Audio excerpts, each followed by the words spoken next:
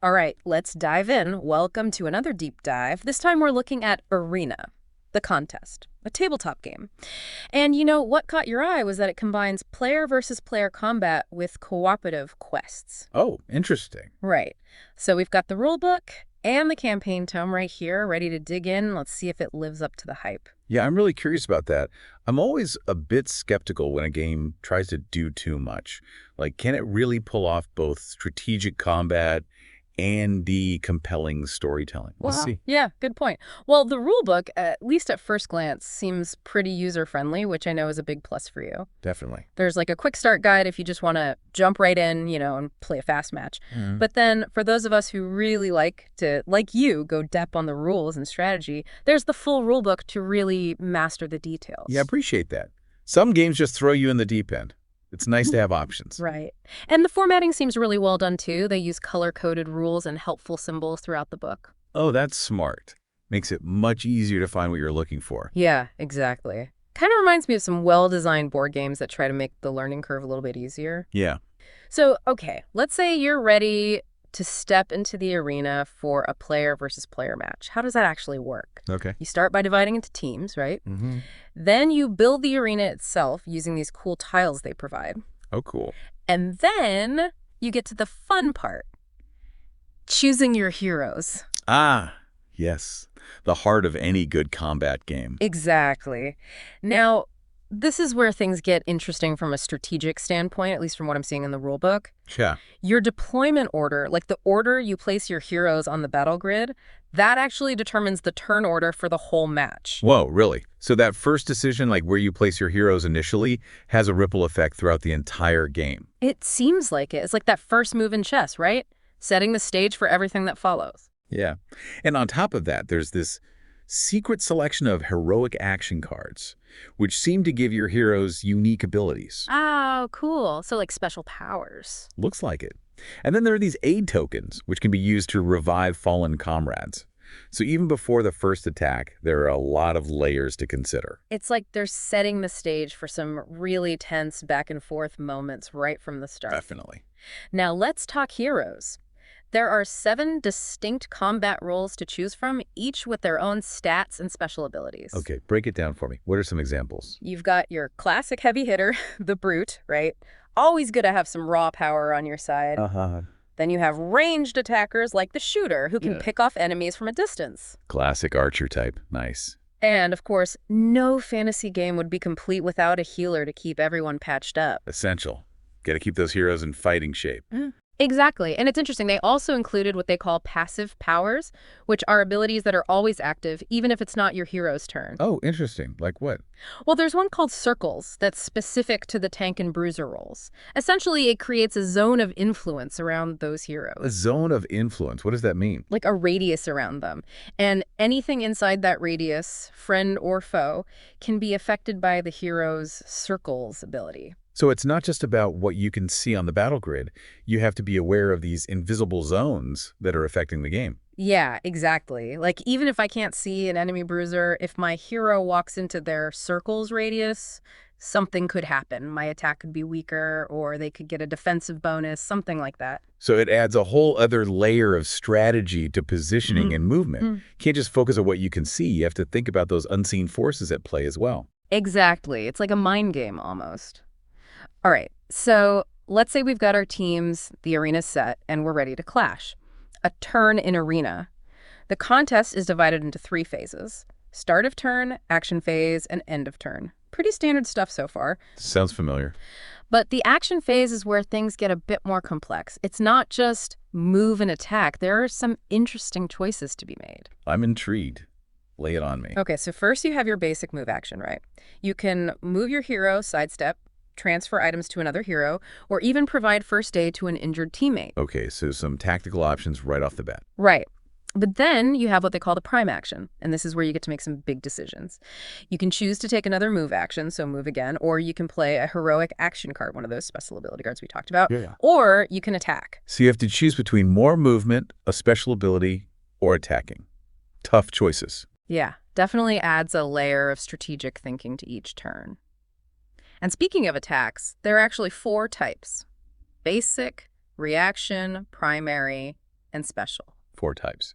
Okay, now we're getting into the nitty-gritty. Right. This reaction attack sounds particularly cool. It seems like you can interrupt an enemy's move under the right circumstances. So it's not just, I take my turn, then you take yours. There's this element of reacting to your opponent's actions, keeping you engaged even when it's not your turn. That's what it looks like, yeah. Definitely creates a more dynamic back and forth flow to the combat. Definitely. And then there are primary attacks, which are like your bread and butter. More powerful than basic attacks, but they come with some limitations. Makes sense. And of course, you've got the special attacks, which are the most powerful, but as you might expect, they can only be used once per match. Oh, that's cool. So you have to really choose your moment wisely. Yeah, adds that layer of resource management to the decision-making. Like, do you use it now or save it for a later, more crucial moment? Exactly. And all this before we even get to the actual attack roll. Right. So once you've declared an attack, you move into what they call the striking phase. This is where you roll dice to see if you hit or miss, taking into account your attack strength and the target's defense. Okay, that's the classic combat resolution mechanic in a lot of tabletop games. But I'm guessing there are some twists here. Oh, there are definitely some twists. Remember those circles we talked about, the zones of influence around certain heroes? Yeah, the passive powers. Well, they can actually influence the striking phase even if you can't see the enemy hero. So, like, if your hero is standing within the circle's radius of an enemy tank, even if you can't see the tank, their ability could still affect your attack roll. Wow. So those circles are really important to keep track of throughout the whole game. It's not just a one-off thing. No, it's a core element of the game. And then for ranged attacks, you have this cool option called Focus. Basically, you can choose to sacrifice your move action to increase your chances of hitting with your ranged attack. Oh, that's a cool tactical decision. Do you play it safe and keep your mobility? Or do you go for the high-risk, high-reward shot? Exactly. I can already see those tough choices playing out in a real match. Me too. And it seems like the designers really thought about how to make combat dynamic and engaging. Yeah. Now, besides just dealing damage, attacks can also trigger effects and conditions on the target. Effects and conditions, what are those? Well, conditions are like temporary statuses that are applied to a hero, either positive or negative, like blessed, cursed, exposed, hastened, all sorts of things. They can really change the flow of battle. Oh, interesting. So a condition could make a hero stronger or weaker, depending on what it is. Exactly. And some conditions can really mess with your plans. Like there's one called mobbed that gets applied if a hero is surrounded by multiple enemies, and it makes them more vulnerable to attacks. So positioning is key. You can't just send your heroes charging in without thinking about where they end up. Exactly. And then there are effects, which are sort of similar to conditions, but they represent more like modifications to the game state or temporary changes to the rules. Can you give me an example? Yeah, so an effect might prevent an enemy from regaining health for a certain number of turns, or it might force them to move to a specific location on the battle grid. Oh, wow. So it can really shake things up. Yeah, and some effects can even allow you to control an enemy hero for a turn. What? Control an enemy hero? That's what it says. It sounds super powerful. Oh, man, that'd be a game changer for sure. You could use their own abilities against their team or disrupt their whole plan. I love it. Me too. Definitely adds a level of unpredictability to the game. And to make things even more interesting, there are optional rules for artifacts and scrolls. Oh, okay. Magic items, I'm guessing? Pretty much, artifacts are like permanent items that grant special powers to whoever's carrying them. And scrolls are more like one-time use items that can have powerful effects. Classic fantasy tropes. Mm. But how do they work in the context of Arena, the contest? Well, for artifacts, they have this cool drafting system to make sure one team doesn't get too overpowered. Basically, each team gets to choose artifacts in turn, so it's more balanced. Oh, that's smart. Prevents one team from just grabbing all the best stuff. Exactly. And for scrolls, to get them, a hero actually has to die. When a hero falls, there's a chance a scroll will drop and anyone can grab it. Oh, that's an interesting mechanic. So there's this risk-reward element. You might want to try and snag a powerful scroll, but it could put your hero in danger. Yeah, exactly. Definitely adds another layer of strategy to the game. So far, we've been focusing mostly on the player versus player aspect of Arena, the contest, but I know you're also really interested in the cooperative mode. Definitely. I'm all about teamwork. What can you tell me about that? Well, instead of fighting each other in cooperative mode, you team up with other players to tackle quests and battle enemies controlled by the game itself. So it's all about working together to achieve a common goal. Ooh, I like that. It's always fun to work together towards a shared objective. Right. And the campaign tome really fleshes out this cooperative experience with a ton of lore, quests, and scenarios. So it's not just like an afterthought. They really put effort into creating a full-fledged cooperative experience. It seems that way, yeah. Now, one of the main differences between PvP and PvE is how rounds work.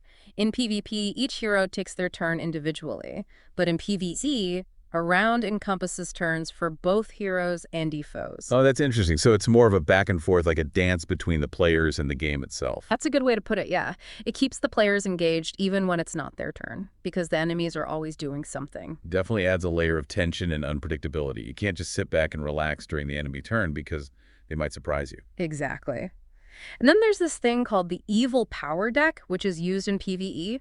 It's basically a deck of cards that introduces random events and challenges that the players have to overcome as a team. Ooh, I love random events. It keeps the game fresh and unpredictable. Right. It's like the game is constantly throwing curveballs at you, forcing you to adapt and think on your feet. I'm sold. And now, speaking of unpredictable, let's talk about quests. Because that's the heart of the cooperative mode, right? Yes. Let's dive into the world of cooperative quests. Each quest has its own unique story, setting, and objectives, right? Yeah. It's like stepping into a different adventure each time you play. I love that. It's like having a whole campaign book full of mini adventures, each with its own challenges and rewards. Exactly. And the campaign tome really delivers on this front. They provide all the information you need to run each quest, including stats on the enemies, a clear set of goals you need to achieve, special rules that apply to that specific quest, and even a map of the area you'll be exploring. Wow, that's impressive. It sounds like they put a lot of effort into creating immersive and engaging scenarios. Yeah, they really have. And to illustrate how all these elements come together, let's take a look at a specific quest called the Lava Citadel. This one's outlined in the campaign tome, and it sounds pretty exciting. Lava Citadel. Okay, you've got my attention. What's the gist of it? So the basic premise is that you have to infiltrate this orc fortress, rescue some captured scholars, and then escape with your lives. Classic rescue mission. I'm in. What are some of the challenges we'll be facing? Well, for starters, the Citadel is surrounded by, you guessed it, lava. So navigating this treacherous terrain is just the first obstacle. Then you have to deal with the Citadel's magical defenses, which can zap any unauthorized intruder. Sounds intense. Yeah. So stealth and strategy are key here. Yeah. You can't just charge in and expect to succeed. Absolutely. And then there's the element of timing. You need to rescue the scholars quickly and efficiently because they're weak and malnourished. A prolonged escape attempt could prove fatal. Oh no, so we're racing against the clock as well. Right. And of course, there's the orc leader, Cordal. He's a legendary orc warrior known for his strength and cunning. Defeating him is essential if you want to complete the quest and ensure the scholar's safety. Gordo. Sounds like a formidable opponent. He definitely is. I'm getting a real sense of the strategic depth and narrative engagement that these cooperative quests offer. It's not just about rolling dice and killing monsters. It's about teamwork, problem solving, and making tough choices with real consequences. It sounds like the perfect blend of challenge and excitement. I'm hooked. Now, earlier you mentioned something about an epic campaign, which sounds even grander in scope than these individual quests. Oh, yeah, the epic campaign. That's like the main story-driven experience in Arena, the contest, Right. where your choices have real consequences and shape the fate of the world itself. Okay, now we're talking. I love games with a strong narrative focus where your actions actually matter. Well, the epic campaign definitely delivers on that front. It's a sprawling adventure that spans multiple quests and delves deep into the lore and history of Tenarus. And it sounds like player agency is a big part of it, right? Like your decisions actually influence the course of the story, Yeah. leading to branching storylines and multiple endings. That's the idea, yeah. It's like you're writing your own epic saga within the game world. That's awesome. Before we get too deep into the campaign, though, can you give me a little background on this world, Tenarus? I'm curious about the setting and what kind of threats our heroes will be facing. Okay, so imagine a world where peace was once paramount. Thousands of years ago, there was this nation called the Malrokian Kingdom. Malrokian Kingdom. Oh, And they really embraced harmony. Like, they were all about peaceful evolution, rejecting violence. They even believed they were on a path to becoming, like, divine creators. wow, that's ambitious. But sounds a little too good to last, to be honest. Yeah, you're right. Their prosperity bred envy. Mm-hmm. Neighboring kingdoms, driven by greed, they teamed up to destroy Malrock. Ah, the classic tale of hubris and the dangers of unchecked ambition. It's a shame, though, a kingdom devoted to peace being destroyed by greed. It's a powerful message. It is. And the destruction of the Malrokian kingdom had some serious consequences for the whole world. Legend has it that as King Malrock was slain, a fissure ripped open the sky and 2 dragons descended. Dragons. Now we're talking. Were they there to avenge the fallen kingdom? Punish the aggressors? Not quite. They lamented the destruction of the only nation that followed their path of peace. And from that moment on, they declared that any large-scale bloodshed would be punished with natural disasters. And the world would be forever scarred by this thing called the Wasteland. The wasteland. So it's a direct result of the destruction of this peaceful kingdom. That's right. It's like a growing zone of toxic energy and monstrous creatures. So not just a physical threat, but a manifestation of the world's past sins. A reminder that actions have consequences. Yeah. Chilling. Exactly. And the Malrokian curse, as it came to be known, hung over Tenarus for centuries. Kingdoms kept warring, and with each conflict, the wasteland grew, consuming more land, twisting life into monstrous forms. It's like a physical representation of the cycle of violence, the self-destructive tendencies of humanity. Right. Now, as the wasteland grew, people became desperate. They needed a way to avoid the curse, to find alternatives to war, and that's where the arena comes in. So it's not just a gladiatorial arena for entertainment. It actually serves a purpose in this world. Exactly. Kingdoms realized they couldn't keep waging full-scale wars without triggering the curse. So the arena became this controlled environment where champions could fight on behalf of their nations. It's a brilliant solution, really. A way to channel aggression and resolve conflicts without causing widespread bloodshed. Yeah. And the arena became this huge cultural phenomenon, drawing crowds from all over. It was a place for heroes to prove themselves, for kingdoms to flex their power, and for the world to, find some semblance of order amidst the looming threat of the wasteland. So the arena represents both the hope and the despair of this world, a symbol of their attempt to break free from the cycle of violence, but also a constant reminder of the curse that hangs over them. Yeah, it's a really interesting dynamic, and that's the world we're stepping into with the Epic campaign. We're playing as heroes who are recruited by the Empire. The Empire. Fill me in on them. What's their role in all of this? Okay, so the Empire arose from the ashes of the last big war, the one that really kicked off the wasteland as we know it. One man, a super cunning strategist, he saw an opportunity to unite the shattered kingdoms, impose some order on this world that was falling apart. So like a unifying force, but possibly with an iron fist. Yeah, that's a good way to put it. They crave order but aren't afraid to use force to get it. And they have a powerful standing army, the Iron Hand. The Iron Hand. Sounds intimidating. Oh, they are, known for their efficiency and their brutality. But the Empire can't rely on brute force for everything. Sometimes they need agents who can work in the shadows, gather information, neutralize threats discreetly. That's where we come in, I'm guessing. We're the specialists, the ones who can get the job done quietly. Exactly. And in the Epic campaign, we're not just fighting monsters, we're navigating political minefields, balancing the needs of the people with the interests of the Empire, all while trying to save the world from the wasteland. It's a lot. Sounds like it. A lot of responsibility, but also a lot of potential for excitement and intrigue. For sure. Now, the campaign tome opens with a scene that really sets the stage for our adventure. Picture this. You're resting in a cabin, recovering from your latest victory in the arena of fate. You're at the top of your game, a renowned hero. Living the good life. Right. But then, everything changes. A fancy caravan arrives at your doorstep. An emissary of the Empire steps out, holding a letter with the Imperial seal. You've been summoned to a private dinner with some high-ranking officials. Ooh, a summons from the Empire.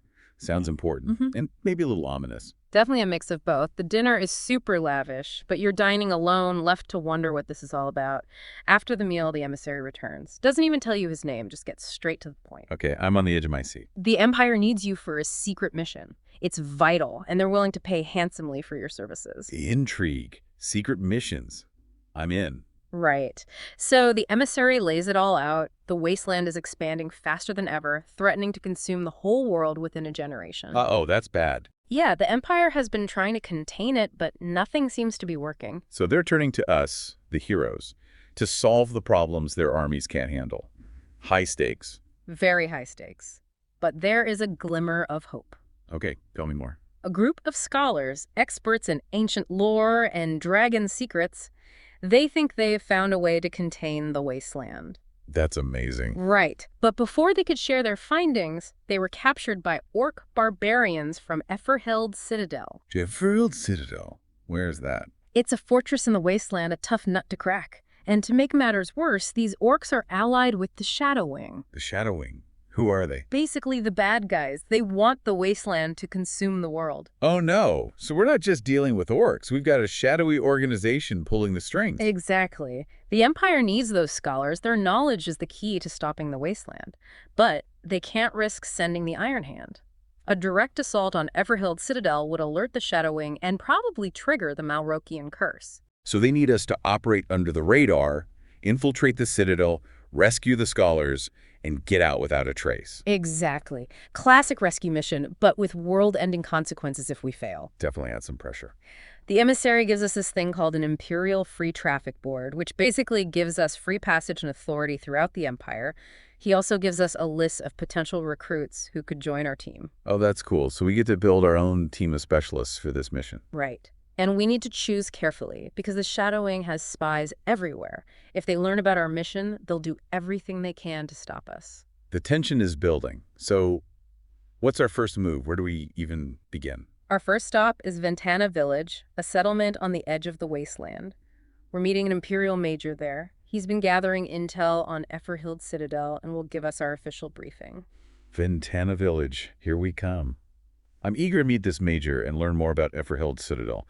What kind of fortress are we dealing with? What dangers lurk within? Well, according to the Major, Efferhild Citadel is an ancient fortress, a relic of a kingdom that thrived there before the wasteland consumed it. And the orcs who conquered it, they've learned to manipulate the Citadel's defenses, turning its ancient magic to their advantage. Oh, wow. So not just brute force, we're dealing with ancient magic and the cunning of these orcs. Right. And the area where the scholars are being held, it's particularly nasty. Lava flows, a magical device that shoots bolts of energy. We can't just storm the place. We need a subtle approach. I'm all for subtle. So what's the plan? The Major suggests we infiltrate the Citadel through a secret entrance.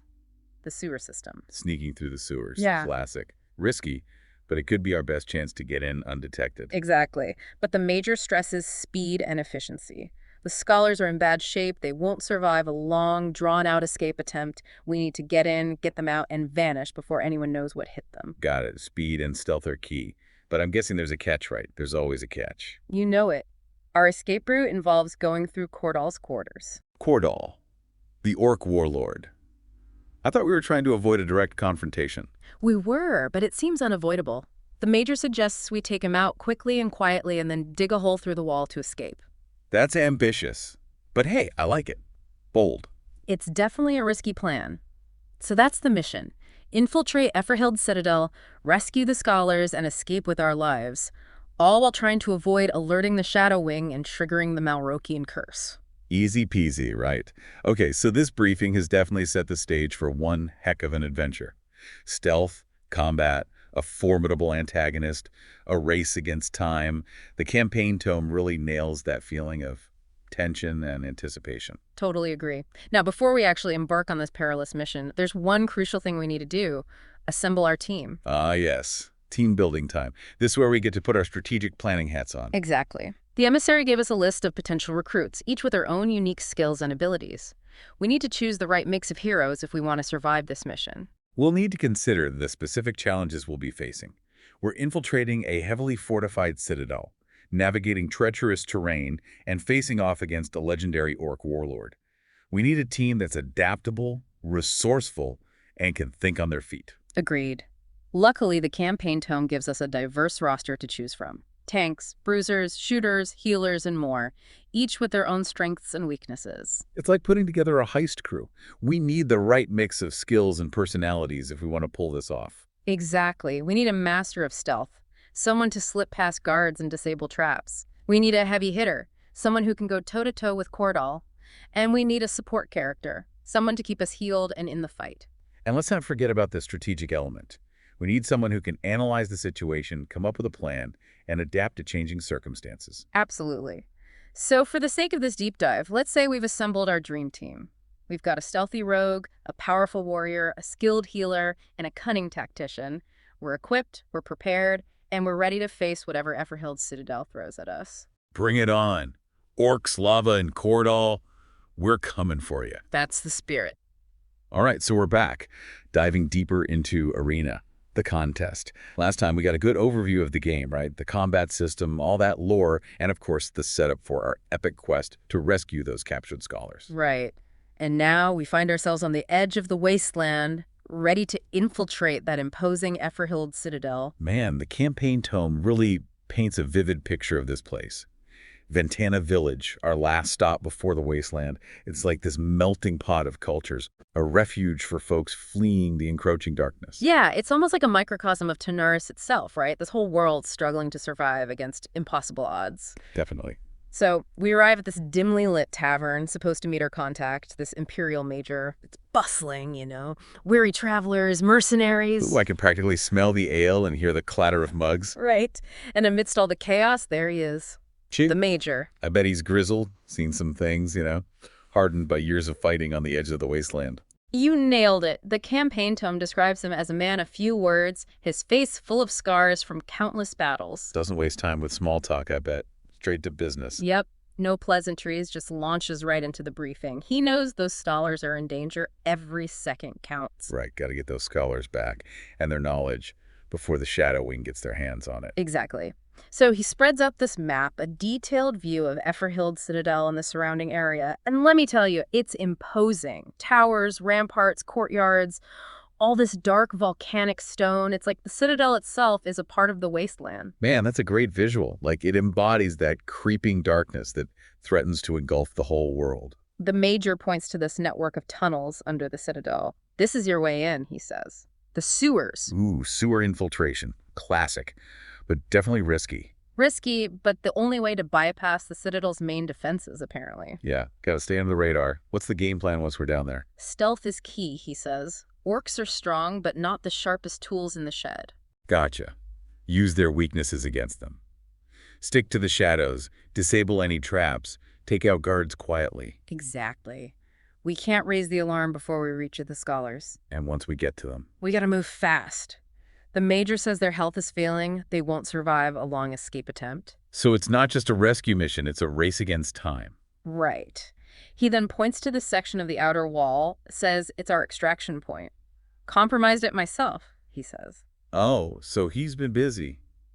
But I bet there's a hitch. Always a hitch. Yeah. That section, he says, happens to be the back wall of Cordal's quarters. Cordal. Knew he'd come up eventually. Thought we were avoiding him. We were, but seems like we got to deal with him to get out. That's going to be interesting. So what are our options? Well, the campaign tome gives us a few. We could try to sneak past him while he's asleep. Cordal is asleep. Not buying it. Yeah, probably not going to happen. We could try to challenge him to a duel, appeal to his sense of honor. Risky, but maybe. Or we could just go in, take him out quickly and quietly, then dig a hole through the wall to escape. now that's thinking outside the box. Bold move. The major seems to approve. Risky, he says, but your best shot. No pressure. He just casually drops the fate of the world on our shoulders. Right. So yeah, that's the mission. Get in, get the scholars, get out. Preferably without alerting anyone or triggering a world-ending curse. So much for a quiet evening in the tavern. This is shaping up to be an incredible adventure. We've got stealth, combat, strategy, a big bad boss to take down. The campaign tome does a fantastic job building that tension, making you feel like the stakes are incredibly high. For sure. I can already picture all the tense moments, the close calls as we try to pull this off. Me too. Yeah. But before we charge into the heart of the Citadel, there's one crucial thing we need to do. Assemble the team. Right. The emissary gave us that list of potential recruits, each with their own specialties. Time to put our thinking caps on. This is where the real strategic planning begins. We need the perfect mix of skills to tackle this mission. Definitely. Got to consider all the challenges. The Citadel itself, the terrain, Cordal. We need a team that's adaptable and can think on its feet. And lucky for us, the campaign tome doesn't force our hand, right? Yeah. It gives us this diverse roster of heroes to choose from. Tanks, bruisers, shooters, healers, all sorts of specialists. Yeah, it's like putting together a team for a heist movie. We need the muscle, the brains, the stealth expert.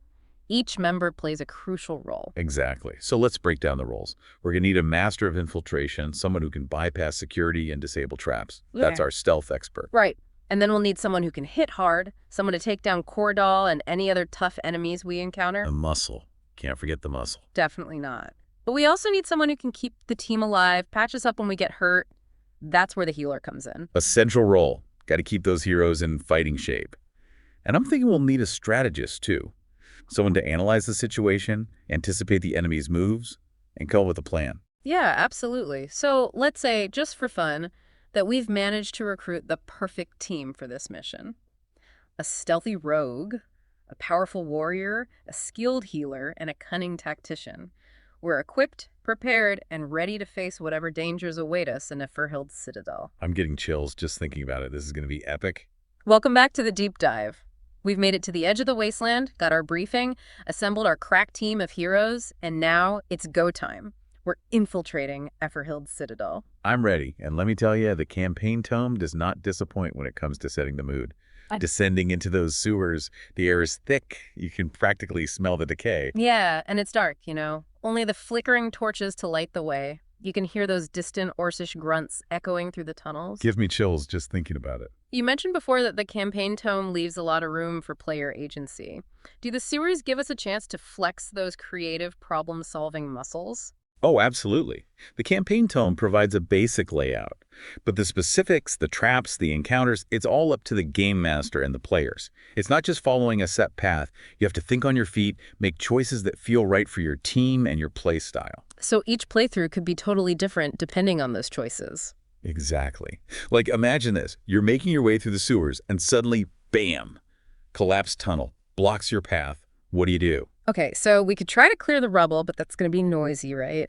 Might attract unwanted attention. We could look for a detour, but who knows what we'll run into down there. Or I'm on the edge of my seat. Or we could utilize our rogue skills, see if they can find a hidden passage, something the orcs might have missed. That's what I'm talking about, thinking outside the box. The campaign tome loves to reward players for that.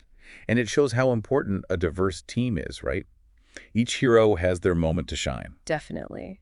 This is where our rogue really earns their keep. Their lock-picking skills, trap disarming, essential for navigating these treacherous tunnels. Couldn't agree more.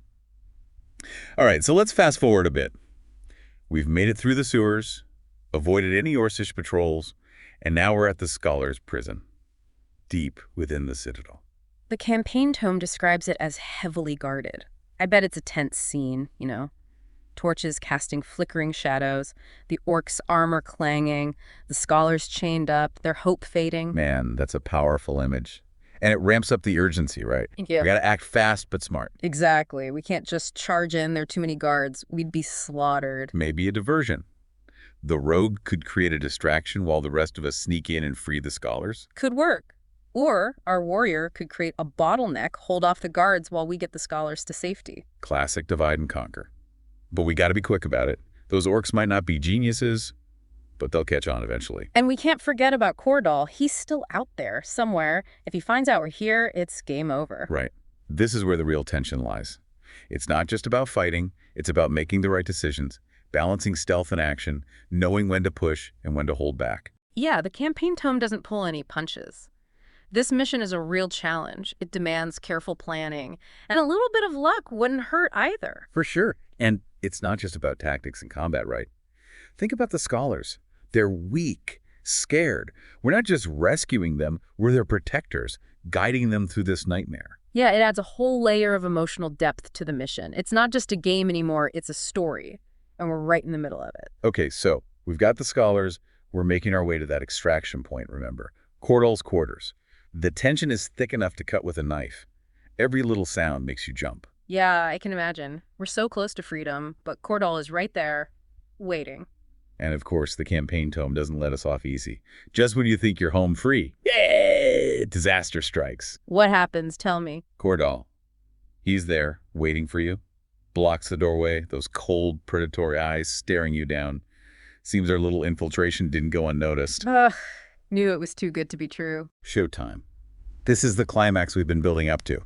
Cordal, the final boss, standing between us and freedom, and he is ready to fight. The campaign tome really goes all out describing him, you know? He's huge, strong, this aura of menace surrounds him. Not just some dumb brute, this guy is a cunning, experienced warrior. This is more than just a fight. This is a clash of ideologies, a battle for the soul of Tenarus, heroism against barbarity. The stakes couldn't be higher. And the campaign tome doesn't sugarcoat the combat either. This is a brutal, desperate struggle for survival. It's a moment that will stick with the players, win or lose. All those choices, those strategies, those close calls, they all led to this. And it's not just our lives on the line, it's the scholars, the fate of the world. Everything hinges on this fight. So the big question, do our heroes triumph? Do they defeat Cordal, escape the Citadel with the scholars, and save the world? Or does darkness win? Well, you know the campaign tome. Yeah. It leaves that answer up to you. The dice, the choices you made, your strategies, it all comes down to this final showdown. Victory is not guaranteed. That's what makes it so great, though, right? It's not a predetermined story. You get to write your own ending. You shape the fate of Tenarus. Exactly. That's what makes Arena the contest so compelling. It's a world of possibilities where heroes rise, legends are born, and the fate of everything hangs in the balance. This has been an awesome deep dive. I'm really impressed with Arena, the contest. It's got everything you could want in a tabletop game. The tactical combat, the rich lore, the gripping narrative, and those challenging cooperative quests. Just a really great package overall. Totally agree. And as we wrap up this deep dive, I have a question for our listeners. What kind of hero will you be in the world of Tenarus? Will you fight for justice? Will you defend the weak? Or will you be the one pulling the strings, manipulating the shadows to achieve your goals? The choice is yours, but choose wisely. Every action has a consequence, and the fate of Tenarus rests in your hands. Thanks for joining us on this epic journey through Arena, the contest. Until next time, may your dice rolls be ever in your favor.